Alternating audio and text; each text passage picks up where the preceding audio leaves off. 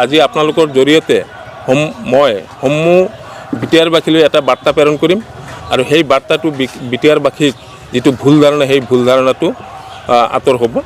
ইতিমধ্যে আপোনালোকে গম পাইছে যে বিভিন্ন মিডিয়াৰ জৰিয়তে তেওঁ কোনোবা হোটেলত বহি পৃথ্বীৰাজ নাৰায়ণ নামৰ দ্য নৰ্থ ইষ্ট হেৰিটেজ ফাউণ্ডেশ্যনৰ NGOৰ এজন ডাইৰেক্টৰ এই নামেৰে তেওঁ সংবাদমেল মাতিছে আৰু সেই সংবাদমেলত আমাৰ BTCৰ বিটিআৰৰ নিৰ্বাচন সম্পৰ্কে UPPLৰ বিৰুদ্ধে এটা মাত মাতিছে, বিশেষকৈ অনাবৰসকলক বিভ্ৰান্তি কৰাৰ কাৰণে তেওঁ মাত মাতিছে। তেওঁ কৈছে যে বিটিআৰত যদি UPPL চৰকাৰ হয় তেনেহ'লে 60% অবৰ মানুহে বিটিআৰৰ পৰা ভূমিৰ অধিকাৰ হেৰাব। এতিয়া কথা হ'ল যে তেওঁ আজিৰ পৰা 2019 চনতে তেওঁ এটা কেছ FIL দাখিল কৰিছিল আৰু সেই কেছ নাম্বাৰ হ'ল 22/2019। তেওঁ নিজেই এই বিটিআৰৰ বাসীক বিভ্ৰান্ত কৰাৰ কাৰণে বিটিআৰৰ লেণ্ড এণ্ড সম্পৰ্কে তেওঁ এটা PAL দাখিল কৰিছিল। তাত তেওঁ কোৱা হৈছিল যে বিটিআৰৰ বেল ব্লকত বাংলাদেশী মুছলমান সম্প্ৰদায়ক উল্লেখ কৰা আছিল যে মুছলমান সম্প্ৰদায়সকলে বেল ব্লক দখল কৰি আছে আৰু তেওঁলোকক উচ্ছেদ কৰিব লাগে বুলি তেওঁ PAL দাখিল কৰিছে। এতিয়া তেওঁ এনেকুৱা এটা বিভ্ৰান্তিমূলক ভাষ্য প্ৰদান কৰিছে যে বিটিআৰত বসবাস কৰা সকলো জনগোষ্ঠীক বড়ো বাদে অবড়োসকলৰ সকলো জনগোষ্ঠীয়ে ভূমিৰ অধিকাৰ হেৰাব বুলি তেওঁ উল্লেখ কৰিছে। এতিয়া তেওঁ হ'ল নৰ্থ ইষ্ট হেৰিটেজ ফাউণ্ডেশ্যনৰ এজন মানুহ আৰু পৃথ্বীৰাজ নাৰায়ণৰ আৰু থুলুংগা বসুমতাৰী এই দুয়োজনে এই কেছটো ছাবমিট কৰিছে। দুয়োজন হ'ল এই ফাউণ্ডেশ্যনৰ ডিৰেক্টৰ আৰু এক্সিকিউটিভ ডিৰেক্টৰ। তেওঁলোকে এই ধৰণে বিভ্ৰান্তি কৰিছে যে বিটিআৰবাসী যাতে হতাশগ্ৰস্ত হয়, অৰ্থাৎ তেওঁ নিশ্চয় কোনো এটা পক্ষৰ লৈছে আৰু সেই পক্ষৰ জৰিয়তে বিটিআৰবাসীত বসবাস কৰা অবড়োসকলক বিভ্ৰান্ত কৰি যাতে UPPLৰ পৰা আঁতৰি থাকে এইটোৱে বুজাইছে। অৰ্থাৎ তেওঁ এটা দালালৰ চৰিত্ৰ লৈছে আৰু সেই দালাল প্ৰক্ৰিয়াত ইতিমধ্যে আমি গম পাইছোঁ তেওঁ প্ৰথমতে UPPLতে আছিল। আমি তেওঁৰ এই চৰিত্ৰৰ বিষয়ে গম পাই তেওঁক UPPLৰ পৰা আঁতৰ কৰি দিয়া হ'ল।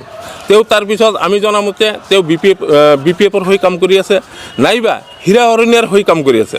এতিয়া GSPৰ অধপতন চাইছে আৰু যাৰ কাৰণে তেওঁলোকে তেওঁক হাত কৰি হয়তো প্ৰলোভন দিছে, মোটা অংকৰ ধন দিছে আৰু যাৰ কাৰণে তেওঁ হয়তো এই বিভ্ৰান্তিমূলক ভাষ্য প্ৰদান কৰি আছে। কাৰণ তেওঁ নিজেই উল্লেখ কৰিছিল যে দৈনিক তেওঁ 4-5 হাজাৰ টকাৰ কৰি মদ আৰু চিগাৰেট খায়। যিজন ব্যক্তিৰ কোনো চাকৰি নাই, যাৰ কোনো অস্তিত্বই নাই, বিভিন্ন সময়ত বিভিন্ন দলৰ লগত লগ লাগে আৰু মোটা অংকৰ ধন লয় আৰু হোটেলে বিলাসিতা জীৱন যাপন কৰি আছে। অথচ আমি যদি হিচাপ কৰোঁ তেনেহ'লে দেখা যায় যে মাহত তেওঁ 1,05,000 টকাৰ সি মদ আৰু চিগাৰেটত খৰচ কৰে। এই টকাখিনি ক'ত পায় আমাৰ প্ৰশ্ন। যাৰ কাৰণে তেওঁ আবল তাবল বকাটো আমি বন্ধ কৰিব লাগে আৰু এই ক্ষেত্ৰত যাতে চৰকাৰে তেওঁৰ ওপৰত আচলতে একশ্যন লয়। তেওঁ কৈছে যে আমাৰ গোবিন্দ বসুমতাৰী আৰু আমাৰ আৰু এজন আছে গোবিন্দ বসুমতাৰী, দুয়োজনে লগ লাগি এটা কেছ কৰিছে 2014 চনত। গোবিন্দ বসুমতাৰী সেই সময়ত আছিল NDFB বিভাগত আছিল। এতিয়া আজিৰ তাৰিখত 2014 আৰু 2020 এই 6 বছৰ আগত কৰা কেছো নহয়। আমি জানিছোঁ যে আচলতে তেওঁলোকে কৈছিল যে বেল ব্লকৰ মাটিখিনি যাতে সুৰক্ষিত হয় সেইকাৰণেহে তেওঁ এটা আবেদন কৰিছে। তো সেই আবেদনৰ ওপৰত ভিত্তি কৰি আজিৰ তাৰিখলৈকে হয়তো আমাৰ UPPL দল গঠন কৰা হৈছে আৰু দল গঠনৰ প্ৰক্ৰিয়াতে তেওঁ প্ৰথম অৱস্থাৰ পৰাই আছে। গোবিন্দ বসুমতাৰী আৰু সঞ্জয় স্বৰ্গী নামৰ দুয়োজন ব্যক্তিয়ে আমাৰ UPPL দলতে আছে আৰু দুয়োজনে আমাৰ প্ৰাৰ্থী হয়। কিন্তু তেওঁলোকে এইবাৰ জিকিব, বিপুল ভোটত ৰাইজে জিকাই দিব আৰু সেইটোৱে তেওঁলোকৰ চকুত ধৰা পৰিছে যে তেওঁলোকে যদি জিকি আহে তেনেহ'লে বিটিআৰত এটা শান্তি প্ৰতিষ্ঠা কৰিব, সকলো জনগোষ্ঠীক লৈ ভূমি বিবাদ মীমাংসা কৰিব, সকলো জনগোষ্ঠীক ভূমিহীনক ভূমি প্ৰদান কৰিব। এইবিলাক দেখা পাই হাগ্ৰামা বাহিনীৰ আৰু GSP দলৰ চকু কপালত উঠিছে। যাৰ কাৰণে তেওঁক হাত কৰি বিভিন্ন সময়ত বিভিন্ন পলৱ বকিবলৈ তেওঁক কৈছে। এতিয়া তেওঁ মাজে মাজে কয় 7.2 সম্পৰ্কেও কয়, তেওঁ মাজে মাজে 7.2 সম্পৰ্কেও ৰাইজক বিভ্ৰান্ত কৰি আছে। সেইটো মোৰ হাতত আছে, বিটিআৰ চুক্তিৰ দফাটো মোৰ হাতত আছে। ইয়াতে 7.2 আছে, government of Assam will take effect measure protect khas land, grazing land and water bodies from the illegal encroachment. ইয়াতে কিন্তু উচ্ছেদ শব্দটো নাই, কিন্তু তেওঁলোকে কৈ আছে যে 7.2 হিচাপ 2 পইণ্টত অবৰসকলক উচ্ছেদ কৰা হ'ব। কিন্তু ইয়াতে আচলতে উচ্ছেদ শব্দ নাই, মাত্ৰ ৰক্ষণাবেক্ষণ কৰা হ'ব মাটিখিনি, এইটোহে উল্লেখ আছে। তেনে ক্ষেত্ৰত তেওঁ এই বিভ্ৰান্তিমূলক ভাষ্য প্ৰদান কৰি আমাৰ অবৰ ৰাইজক বিপথে পৰিচালিত কৰিছে। ভোট বেংক হিচাপে তেওঁ লোৱাৰ কাৰণে এটা চেষ্টা চলাইছে, যাতে এই ভোটখিনি, কাৰণ আজিৰ তাৰিখত সংখ্যালঘু জনসাধাৰণ বিশেষকৈ মুছলিম জনগোষ্ঠীটোৰ অধিকাংশ লোক UPPLত যোগদান কৰিছে আৰু বিভিন্ন জনগোষ্ঠীৰ পৰাও এই UPPLত যোগদান কৰিছে। এতিয়া তেওঁ এটাই ৰাস্তা লৈছে যে আজি যদি তেওঁলোকক বিভ্ৰান্ত কৰা হয়, তেতিয়াহ'লে হয় সেই ভোটখিনি খহি আহি হয়তো BPFত যাব নতুবা GSPত যাব, আৰু এই মুনাফাটো তেওঁ দুয়োফালৰ পৰা আদায় কৰাৰ কাৰণে এটা অংক কৰিছে, আৰু মোটা অংকৰ ধন লৈ তেওঁ এনেকৈ আবোল তাবোল বকি আছে।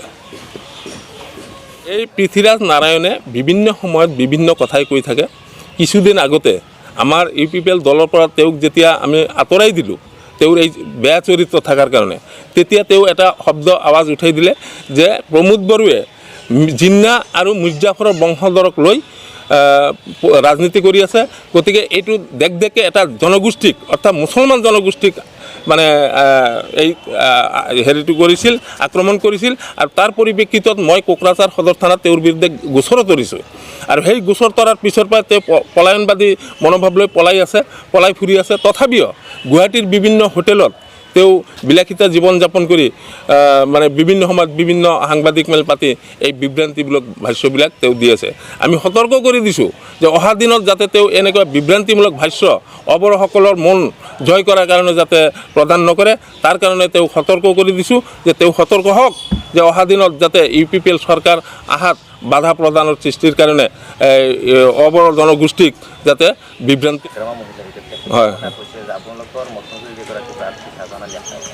তেখেতৰ নামটো শাহজাহান আলী নাৰাখি বসুমতাৰী অথবা বড়ো ৰাখিব লাগে, কাৰণ UPPL কৰা যিসকল মুছলিমে UPPL কৰে তেওঁলোকে আচলতে ঠিক নহয়, তেওঁলোকক আল্লাই এতিয়া চাওক, আপোনালোকে ভাল প্ৰশ্ন কৰিছে যে হাগ্ৰামা মহিলাৰীও মাজে মাজে এনেকুৱা মানে জকাৰৰ দৰে বক্তব্য ৰাখে। এজন মুছলমান মানুহ কেতিয়াও বসমতাৰী বা খেৰকাটানী নাৰ্জাৰী এইবিলাক নেলেখে, লিখিলে তেওঁলোকেহে লেখে। আমি জনামতে তেওঁৰ নামৰহে এনেকুৱা পাই আছোঁ, একবাৰ বসমতাৰী লেখে, একবাৰ মহিলাৰী লেখে। গতিকে তেওঁহে এনেকুৱা বিভ্ৰান্তিমূলক তেওঁ এনেকুৱা ভাষ্য ৰাখে। হাগ্ৰামা মহিলাৰীৰ ভয় হৈছে যে আজিৰ তাৰিখত তেওঁ যদি UPPLৰ লগত টক্কৰ যিটো মাৰিছে, এই টক্কৰত তেওঁ হাৰ মানিছে। হাৰ মনাৰ পিছত তেওঁ আবল তাবল কৈ মুছলমান মানুহখিনিক বিভ্ৰান্ত কৰিছে। তেওঁ আৰু এটা কথা কৈছে যে মুছলমান মানুহে UPPLক ভোট দিলে আল্লাই ক্ষমা নকৰে। এইটো সম্পূৰ্ণই আল্লাৰ বিচাৰৰ কথা। আল্লাই তাকেই বিচাৰ কৰে যাই নেকি মানে সমাজ বিৰোধী কামত লিপ্ত থাকে, ৰাইজৰ কাম নকৰে। গতিকে এই ক্ষেত্ৰত দেখা যায় যে তেওঁৰ বিগত 17 বছৰীয়া শাসনকালত তেওঁহে আল্লাৰ বিপক্ষে অৰ্থাৎ ভগৱান বা আল্লাহ বিপক্ষেহে তেওঁ শাসনভাৰ চলাইছিল, যাৰ পৰিপ্ৰেক্ষিতত তেওঁৰ কাৰ্যকালত 8 বাৰকৈ সংঘৰ্ষ হৈছে, গোষ্ঠীগত সংঘৰ্ষ হৈছে, আৰু সেই সংঘৰ্ষত নিৰীহ জনসাধাৰণৰ মৃত্যু হৈছে, কোনোবাই স্ত্ৰীহীন হৈছে, কোনোবাই স্বামীহাৰা হৈছে। ইয়াৰ ফলত BTCত অশান্তি বিৰাজ কৰিছে। আজি যদি আল্লাই বিচাৰ কৰে, যিহেতু বিচাৰৰ মালিক আল্লাহ বা ভগৱান, সেই ক্ষেত্ৰত তেওঁ ভাল কথাই কৈছে যে আল্লাই ক্ষমা নকৰে। আল্লাই তেওঁকহে ক্ষমা নকৰে, কাৰণ তেওঁ ৰাইজক তেজেৰে হোলী খেলিছে।